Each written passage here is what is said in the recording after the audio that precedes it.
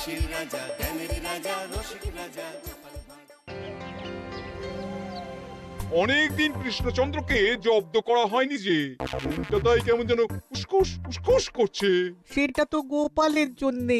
গোপালই তো মুশকিল আসান হয়ে সব সামলে দেয়। প্রতিবারে সামলে দেয় বলেই কি আর এবারে সামলাতে পারবে? না না না না না, এবার কৃষ্ণচন্দ্র জব্দ হবেই হবে, তবে একটু অন্যরকম ভাবে। আপনার কথাটা তো কেমন অন্যরকম শোনাচ্ছে জাহাপানা। তাহলে তুমি শোনাও। কি জাহাপানা? আমার কত ধনরত্ন আছে সেটা কি তোমার জানা আছে উজির? না জাহাপানা, তবে জানার আগ্রহ আছে বিস্তর। শুধু তোমার কেন, আরো অনেকেরই আগ্রহ আছে শুনলাম, আর সেটা যতক্ষণ না জানা যাচ্ছে ততক্ষণ মনটা কেমন খচখচ খচখচ করে। করে বই কি, এই তো প্রশ্নটা শোনার পর থেকেই আমার মনটাই কেমন একটা উসকুস উসকুস করতে শুরু করে দিয়েছে। আমার হাতে একটা অস্ত্র চলে এসেছে এবার, তাই আমি এমন এক প্যাঁচ কষবো যে কৃষ্ণচন্দ্র মনে মনে কিছুতেই শান্তি পাবে না, আর তাকে অশান্তিতে রাখতে পারলে আমার যে কি শান্তি কি শান্তি, কি বলবো।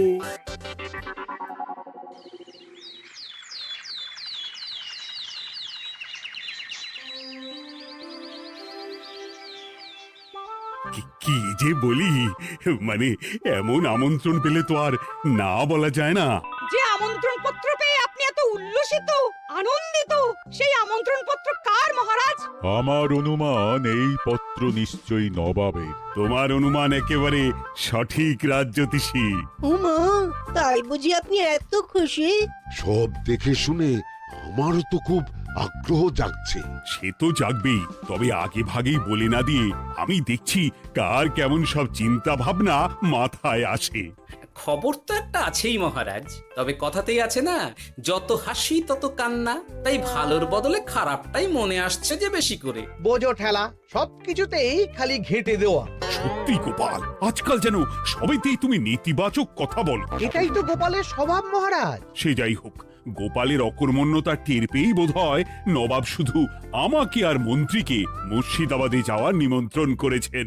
বেশ তো, ঘুরে আসুন না তবে, শুভস্য শীঘ্রম। তবে দরকার পড়লে এই ভাঙা কুলো গোপালকেই দরকারে লাগবে, কথাটা যেন খেয়াল থাকে মন্ত্রী মশাই।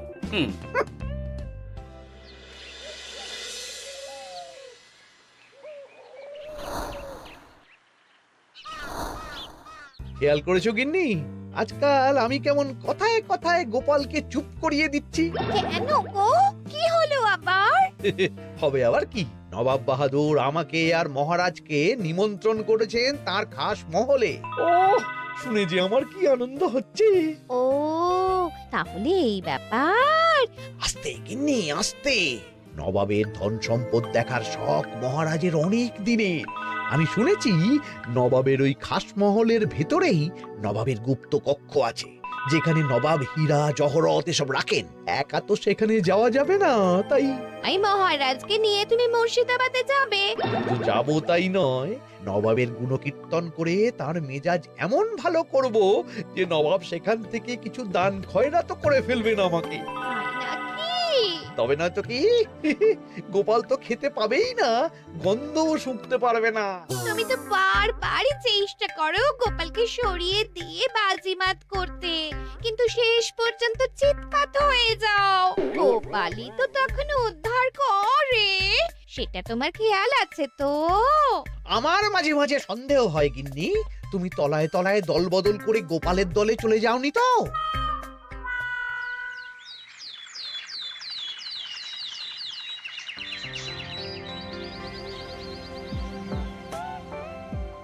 এবার বুঝলে তো দাদু, আমরা কিন্তু তোমারই দলে। ঝালে ঝোলে অম্বলে সব সময় তোমার সঙ্গে সঙ্গে থাকি। তাই যখনই পাই তখনই তোমাকে সেবা করার সুযোগ হাতছাড়া করতে চাই না, কি বুঝলে? তাই বলে পড়া ছেড়ে তোরা এখন দাদুকে হাওয়া করছিস? তুমি বুঝবে না দিদা, দাদুকে শুতে বসতে হাতে রাখলে লাভ আছে। সে তো বটেই। আর তুমি বা শুয়ে আছো কেন? তোমার কি কাজকর্ম কিছু নেই? হ্যাঁ, পড়ে পাওয়া 14 আনার ছুটি কাজে লাগিয়ে কদিন ভাবছি দিব্যি গায়ে হাওয়া লাগাবো, বুঝলে গিন্নি? আর আমরা এসে সেটাই করে দিচ্ছি। সে তো দেখতেই পাচ্ছি। তা ছুটিটা কি শেষ শুনি? ওদিকে মহারাজ আর মন্ত্রীমশাই নবাবের কাছে গেছেন, তাই এদিকে আমি শুয়ে পড়েছি, এই আর কি। কথাতেই তো আছে, চাষি গেল ঘর, লাঙল তুলে ধর, তাই না গিন্নি? কথায় কথায় দাদু ভালোই দিয়েছে। কোথায় মহারাজ তোমাকে সঙ্গে করে নিয়ে যায়নি বলে তোমার আফসোস হবে তা নয়, উল্টে তুমি শুয়ে শুয়ে হাওয়া খাচ্ছ। আমার মন বলছে শুধু আমি নয়, নবাবও বাজাচ্ছেন ওদিকে। মহারাজ আর মন্ত্রীমশাইকে ঘটা করে কি আর এমনি এমনি ডেকে নিয়ে গেছেন সেখানে? হ্যাঁ?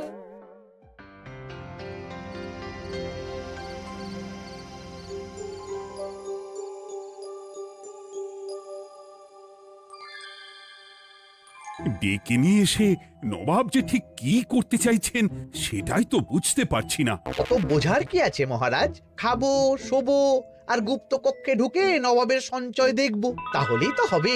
তাই কি আর হবে কে জানে। না না, জানতে তো আমাকে হবে। এখানে এসে তোমাদের কোনো অসুবিধা হচ্ছে কিনা সেটা আমাকে জানতে হবে না? আপনি কিচ্ছু ভাববেন না জাহাপানা, ব্যবস্থা সব করাই আছে। না না, এমনিতে কোনো অসুবিধে নেই, তবে একটা অস্বস্তি হচ্ছে বটে। আসলে মহারাজ বোধহয় মনে মনে ভাবছেন নবাব বাহাদুর নিশ্চয়ই তাকে ডেকে এনেছেন তার গুপ্ত কক্ষে কত মণিমাণিক্য ধন সম্পদ আছে সেটা দেখানোর জন্য। তাই নাকি? মানে এখানকার হিরে, সেখানকার চুনি, অমুক দেশের পান্না, তমুক দেশের মুক্ত। শুধু কি তাই, আরো কত কি। হ্যাঁ হ্যাঁ, সেগুলো যতক্ষণ না দেখতে পাচ্ছেন ততক্ষণ মহারাজ ঠিক স্বস্তি পাচ্ছেন না। এই যে কৃষ্ণচন্দ্রের যে আমার ধন সম্পদ দেখার প্রবল ইচ্ছা আছে সেটা আমার ভালো মতোই জানা আছে। তবে সবাইকে তো সবটা দেখাতে নেই, আর সবার জন্য সবটাও নয়, তাই না? তাই কি জাহাপনা? তাই গুপ্ত কক্ষের ভেতরে কি আছে সেটা না হয় না দেখাই থাক। না না, তোমরা বরং খানা পিনা করো গিয়ে, হ্যাঁ, বিশ্রাম নাও। উজিত তোমাদের খেয়াল রাখবে, কেমন? এই রে, এটা কি হলো? কি আবার হবে? তোমার পাল্লায় পড়ে মান সম্মান সব গেল। এর থেকে আমার কৃষ্ণনগরই ভালো।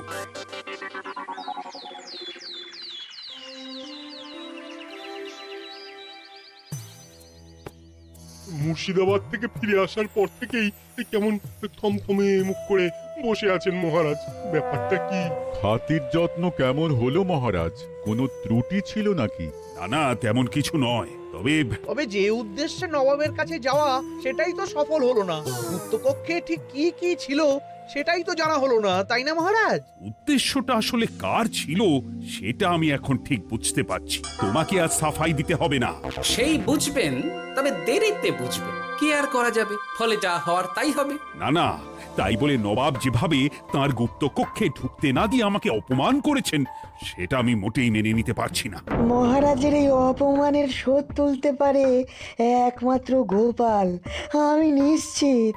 ঠিক বলেছেন, গোপাল যদি দেয় কোনো চাল তাহলেই নবাব হবেন নকল। না না, এর মধ্যে গোপালের ঢোকার কোনো দরকার নেই। এটা মহারাজ আর নবাবের ব্যাপার। তুমি চুপ করো, কে কোথায় ঢুকবে সেটা আমায় দেখতে দাও। এখানে আর দেখার কি আছে মহারাজ? নবাবের মুখের ওপর তো আর কিছু বলা যাবে না। তুমি বলো গোপাল, সুযোগ পেলে তুমি নবাবকে পাল্টা শিক্ষা দিতে পারবে কিনা? সুযোগ পাওয়া যায় না মহারাজ, সুযোগ তৈরি করে নিতে হয়। তাই আমি সুযোগ তৈরিও করব আর তার সদ্ব্যবহার করব। আর এটাও বলে রাখছি, নবাবকে নাকাল করে সুদে আসলে আপনার অপমানের বদলা নিয়ে তবে ছাড়ব।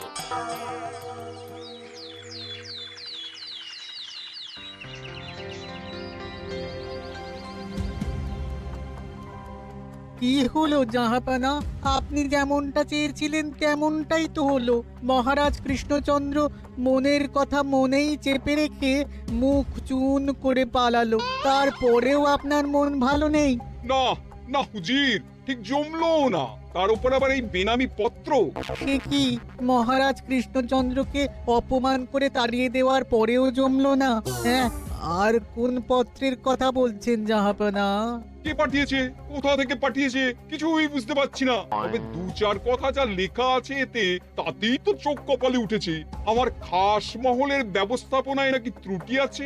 অতিথি আপ্যায়নে বিস্তর গলদ। সেটা আবার 5 কান?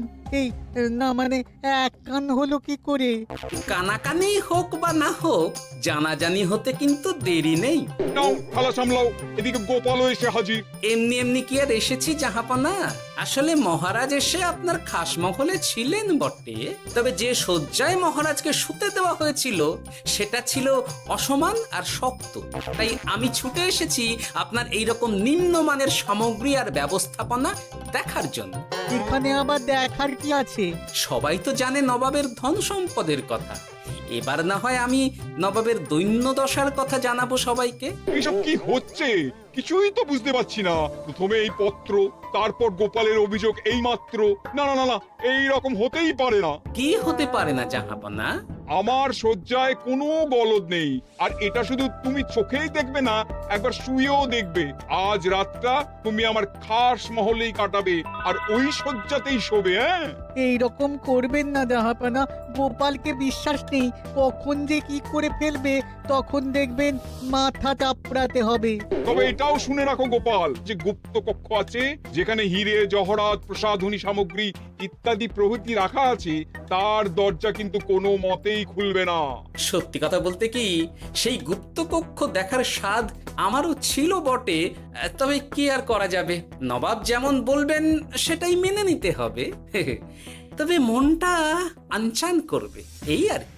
যাক, গোপালের মনের মধ্যেও অস্বস্তি ঢুকিয়ে দেয়া গেছে তাহলে। বাবা, ছুঁচ হয়ে ঢোকার সুযোগ পেয়েছি, এবার ফাল হয়ে বেরোবো।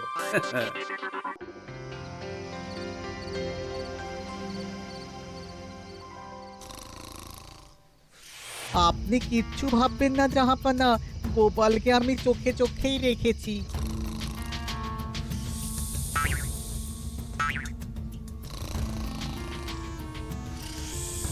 কিন্তু দেখে তো মনে হচ্ছে গোপালের শুতে কোনো অসুবিধা হচ্ছে।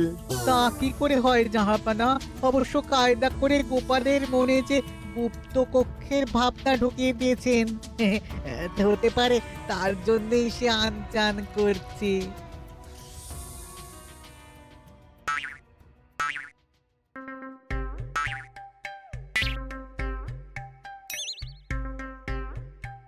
ওই দেখো, গোপাল হঠাৎ কি শুরু করেছে।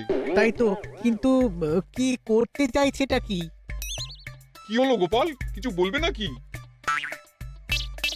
এ কি, আমি কোথায়? ও, এটা তো রাসমহলই মনে হচ্ছে। এখানেই তো তুমি ছিলে, কি মুশকিল। আচ্ছা, তোমার অসুবিধাটা ঠিক কোথায় হচ্ছে বলো তো? না না, শুতে তেমন কোনো অসুবিধা বোঝার আগেই তো অন্য অসুবিধে শুরু হয়ে গেল। আসলে সত্যি সত্যি তো আর গুপ্তকক্ষে ঢুকতে পারিনি, তাই স্বপ্নে ঢুকেছিলাম মনে হলো। তারপর সেখানে ঢুকেই দেখতে পেলাম বস্তা বস্তা ধনরত্ন। আমি তো সেই বস্তার ভেতরে হাত ঢুকিয়ে সেগুলোকেই তো হাত দিয়ে তুলছিলাম। এবার তো বুঝতে পেরেছো যে তুমি স্বপ্ন দেখছিলে। এবার ঠিকঠাক ঘুমো তাহলে।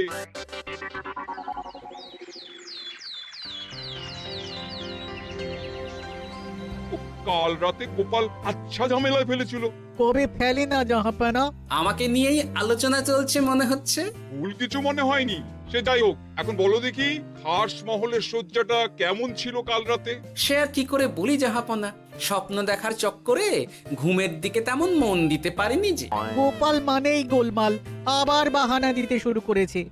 তাই বলছিলাম কি, আর এক রাত না ঘুমোলে ঠিক মতো বলতে পারবো না। বেশ তো, আর এক রাত থাকো না হয়, তবে আমারও একটা শর্ত আছে। আগের রাতে তুমি স্বপ্নের ঘরে যা কাণ্ড ঘটিয়েছো না, তাতে জাহাপানা খুব বিরক্ত, বুঝতে পারছো নিশ্চয়ই। বুঝেছি তো, তবে যে কোনো শর্তেই আমি খাস মহলে শুতে রাজি।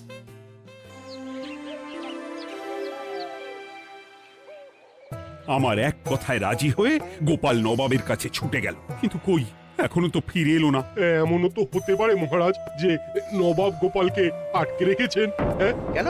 গোপাল তো দাবি করে যে সে তার বুদ্ধির জোরে যে কোনো বাধা বিপত্তি থেকে বেরিয়ে আসতে পারে। এবার তাহলে ফেঁসে গেল কি করে? না না, গোপালের কোনো বিপদ হবে না, দেখবেন গোপাল এবারেও ঠিক বেরিয়ে আসবে। হ্যাঁ, গোপাল আসবে হেসে হেসে, মহারাজ দেখবেন বসে বসে। আমার ধারণা কিন্তু যে কোনো শর্তেই নবাব গোপালকে শায়েস্তা করেই ছাড়বেন। গোপাল যখন নিজে থেকে নবাবকে খোঁচাতে গেছে তখন আঁচড় তো খেতেই হবে। কি জানে নবাব আবার গোপালকে কিভাবে জব্দ করছেন কি জানি।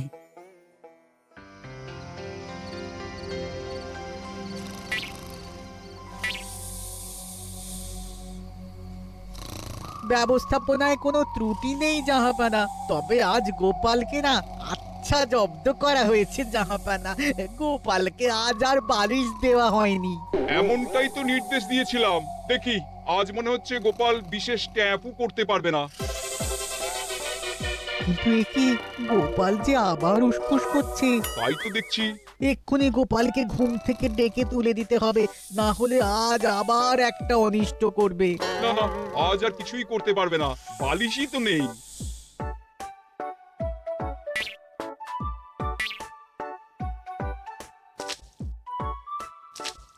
এ কি, গোপাল তো আবার শুরু করে দিয়েছে। ধরো ধরো ধরো, এক্ষুনি ধরো ওকে। আরে ওঠো ওঠো, জেগে ওঠো গোপাল। আরে হচ্ছেটা কি? আজ আবার তোমার কি হলো? এ হে, আজ আবার একটা গন্ডগোল করেছি মনে হচ্ছে। গন্ডগোল বলে গন্ডগোল, জল ছড়িয়ে কি অবস্থা করেছো দেখো। আমার কোনো দোষ নেই, কিন্তু সেই আবার গুপ্তকক্ষের স্বপ্ন এলো আর গোলমাল হয়ে গেল। আজ আবার কেমন স্বপ্ন এলো?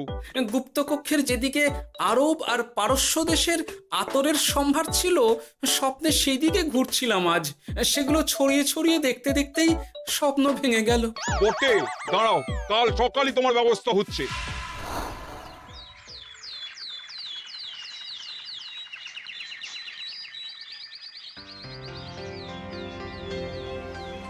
গোপালের বিদায় করার ব্যবস্থা পাকা হয়েছে তো উজির? কি যে বলেন জাহাপানা, আপনি কিছু করতে বললে আমি কি সেই কাজ ফেলে রাখি নাকি? কি ব্যবস্থা করলে শুনি? তোমার তো আবার 18 মাসে বছর। এবারে আর সেটা বলতে পারবেন না। ঘোড়ার পিঠে চেপে এতক্ষণে হয়তো গোপাল কৃষ্ণনগরে পৌঁছেও গেছে। যাক, আপদ বিদেয় হয়েছে তাহলে। সর্বনাশ হয়ে গেছে জাহাপানা। আবার কি হলো?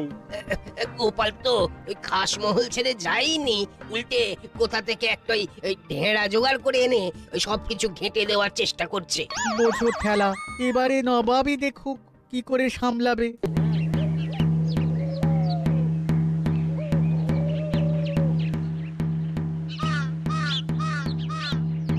শুনুন শুনুন শুনুন, আরে আরে আরে, আরে কি শোনাচ্ছটা কি গোপাল? এখনো শোনাইনি, তবে শোনাবো শোনাবো ভাবছি। সবাইকে জানাতে গেলে এই ঢাড়া পেটানো ছাড়া আর উপায় কি? কিন্তু জানাবেটা কি? এই যে নবাব যে অতিথিদের ডেকে এনে তাদের নিশ্চিন্তে ঘুমোতে দেওয়ার ব্যবস্থা করতে পারেন না, এটা তো সবার জানা দরকার। কি বিপদ! না না না না, এই বদনাম নিয়ে আমি গোপালকে কোথাও যেতে দেবো না। তাহলে কি করতে হবে জাহাপানা? আজ ও রাতে গোপাল খাস মহলে শোবে। এই তো এবার পড়েছেন গোপালের জালে।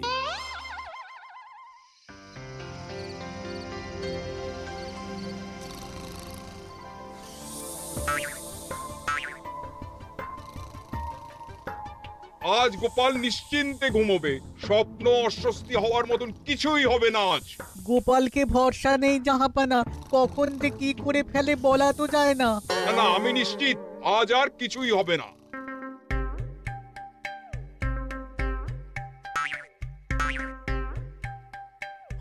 হবে না বলতে বলতেই হতে শুরু করেছে জাহাপানা। আরে ওকে গিয়ে চেপে ধরো এক্ষুনি।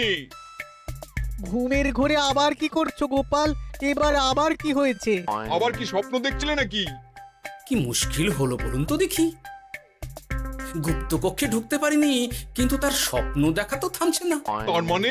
আজ স্বপ্নে দেখছিলাম গুপ্তকক্ষের একদিকে দামি দামি রেশমি কাপড়, মসলিনের বিপুল সম্ভার, ওই সেগুলোই টেনে টেনে দেখছিলাম আর কি। তাই বলে পর্দা ধরে টানাটানি করতে হবে? ওই দেখুন, ওগুলোকেই তো মসলিন ভাবলাম।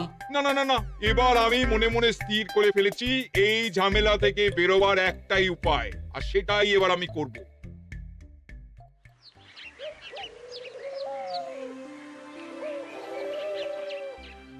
গোপালের ফিরতে কিন্তু এবার সত্যিই দেরি হচ্ছে।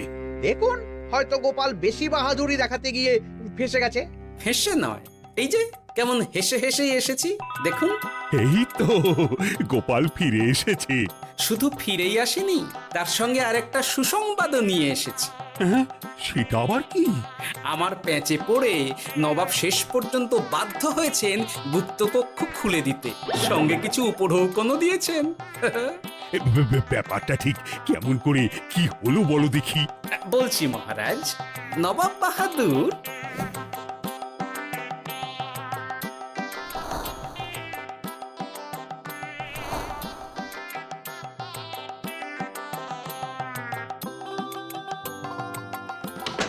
এসো গোপাল, তোমার জন্য আমি গুপ্ত কক্ষের দরজা খুলেই দিলাম। তবে খবরদার, আবার উল্টো পাল্টা স্বপ্ন দেখে ঘুম নষ্ট হওয়ার বাহানা দেবে না। আর কৃষ্ণচন্দ্রকে গিয়ে বলবে তারও আর গুপ্ত কক্ষ দেখতে আসার কোনো বাধা নেই। আর একটা কথা,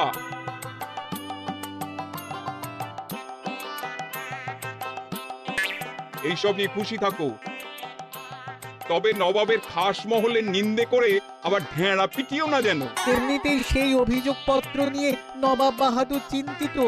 সেই চিন্তা ঝেড়ে ফেলুন জাহাপনা, কারণ ওটা আমারই দুষ্ট বুদ্ধির ফল। অবস্থা বুঝে ওই ব্যবস্থা আমিই নিয়েছিলাম। হ্যাঁ, আগে হ্যাঁ।